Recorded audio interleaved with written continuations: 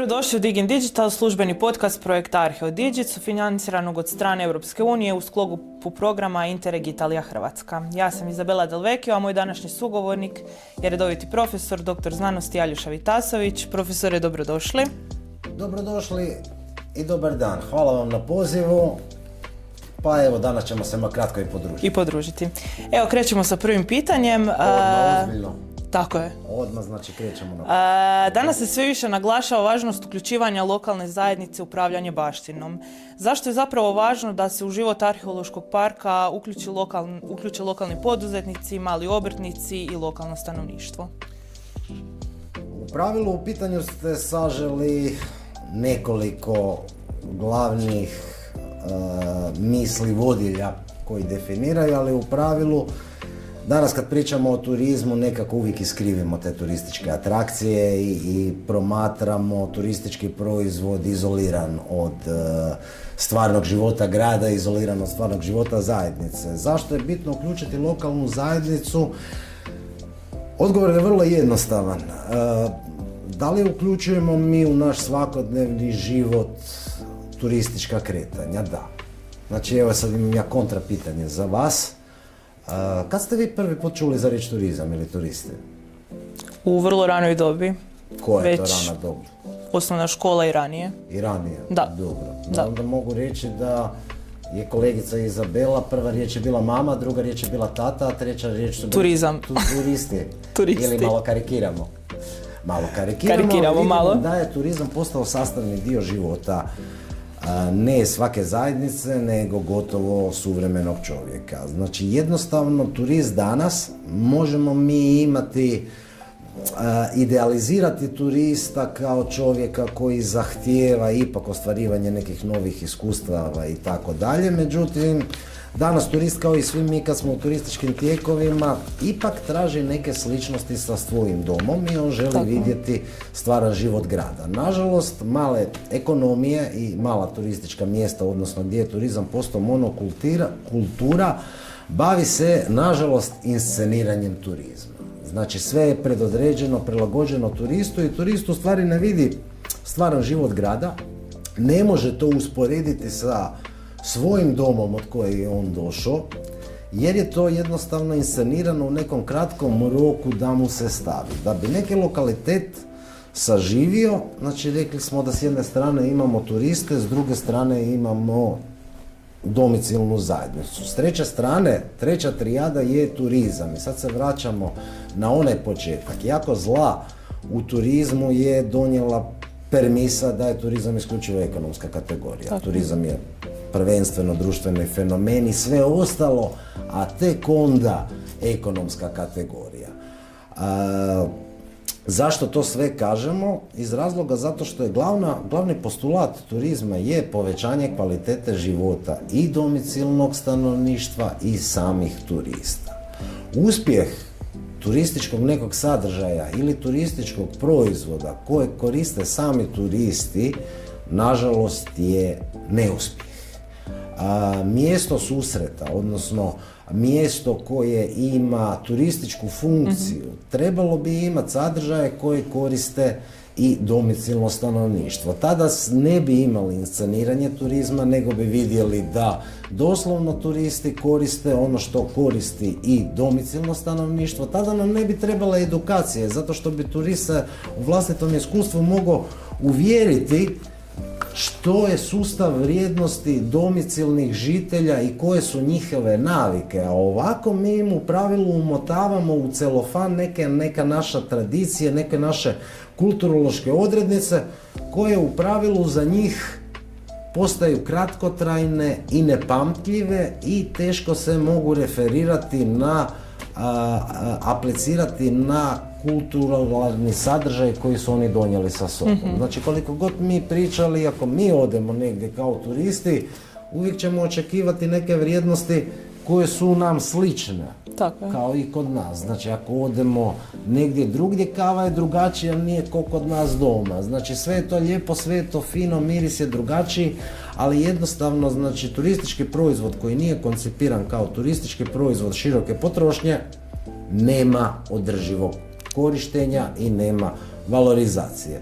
tu se vraćamo na onu glavnu poantu da turizam nije isključivo ekonomska kategorija, jer ako je on isključivo ekonomska kategorija, bavimo se cijenom puta količinom, Tako je.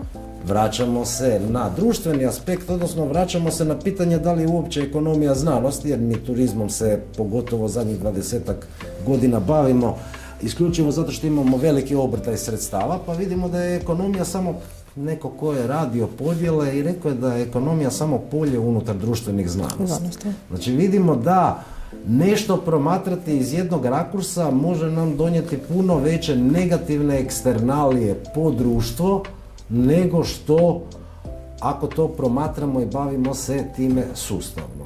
Znači, lokalna zajednica mora biti ekonomski snažna da može koristiti sadržaje, infrastruktura, prostori atrakcija mora biti prilagođena povećanom broju korištenja i mora postati nekog susreta, prijenosa vrijednosti, vjerovanja i tradicija, a ne da mi ubjeđujemo nekog kroz neke panoe, kroz neke umjetne priče što je nama vrijedno, a u biti ni mi sami ne vjerujemo. Aspekt toga je vrlo jednostavan, vidimo da naša ocjena, mogli smo se kao Republika Hrvatska dičiti sa domaćinskim mentalitetom destinacije, nažalost sada smo postali servilni. Tako. I to gost prepozna. Evo ga, na ovaj način ste nam vrlo lijepo istakli važnost zapravo lokalne zajednice u kreiranju kulturnog i turističkog proizvoda. A možete li nam dati neki primjer dobre prakse gdje je lokalna zajednica zapravo postala čuvar i promotor kulturnog identiteta i kulturnog lokaliteta kojemu pripada?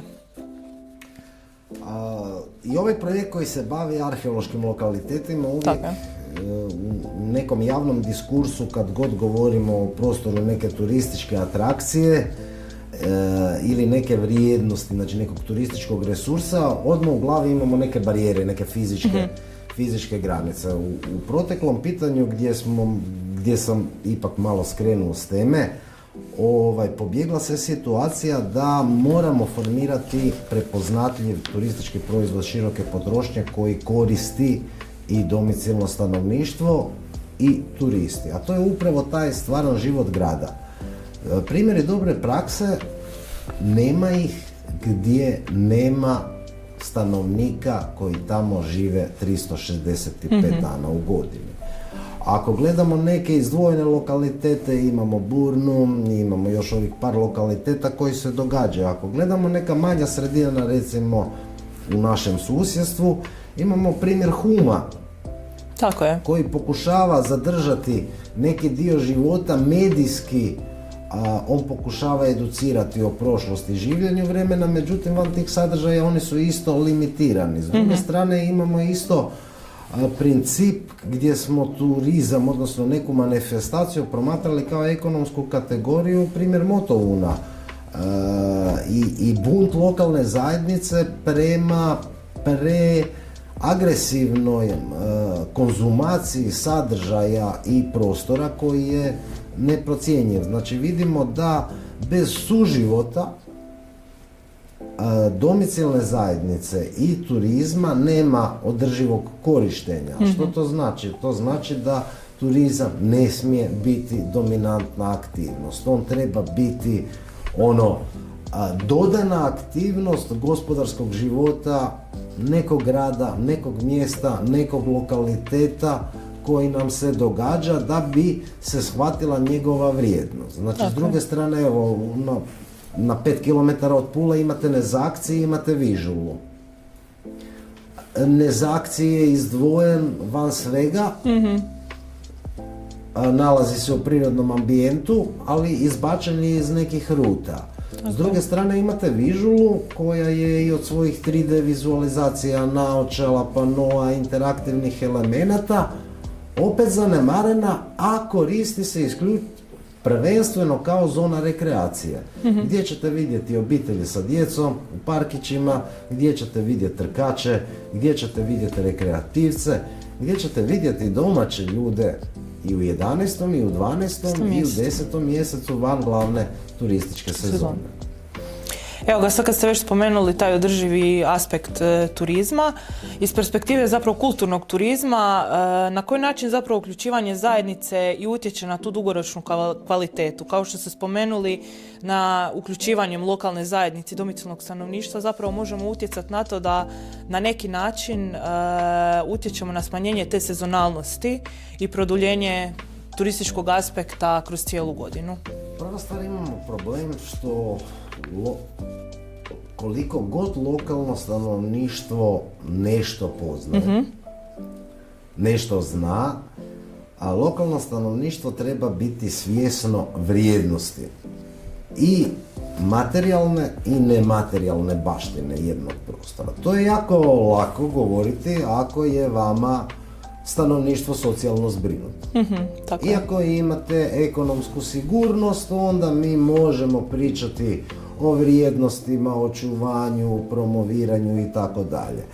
A problem brzog i ekstenzivnog razvoja turizma, gdje turizam postaje monokultura kad vi ubijete ostale segmente, je stvar u tome da se ljudi turizmom bave ne zato što su htjeli, nego su bili prinuđeni. Primorani. Znači mi smo, nemojmo zaboraviti da još 88. smo u sred Rovinja imali Tonu i Mariju koji se turizmom bavili nisu. Zašto?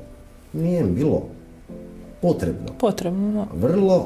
Vrlo jednostavno. Stvar održivog upravljanja Republika Hrvatska je zakasnila dobrih 20 godina sa stvaranjem nekog prepoznatljivog kulturnog turističkog proizvoda. Stvaranje nekog posebnog kulturno turističkog proizvoda sada u uvjetima brzih promjena, u uvjetima brzih promjena društvene uloge samog turista koji je u destinaciji je jako teško bez stvaranja sinergije.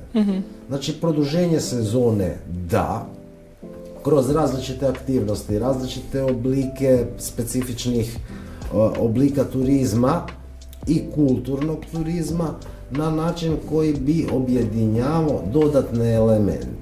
To da.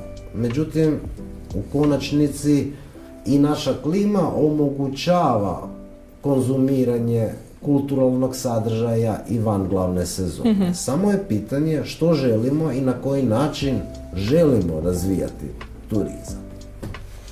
Evo ga, hvala vam na ovom zanimljivom razgovoru. Odlično. Hvala vam na sudjelovanju i vidimo se u sljedećoj epizodi. Hvala vama što ste me pozvali, bilo mi je ugodno razgovarati s vama. Hvala, evo, drago mi je i ovo je bio Digin Digital i vidimo se u sljedećoj epizodi.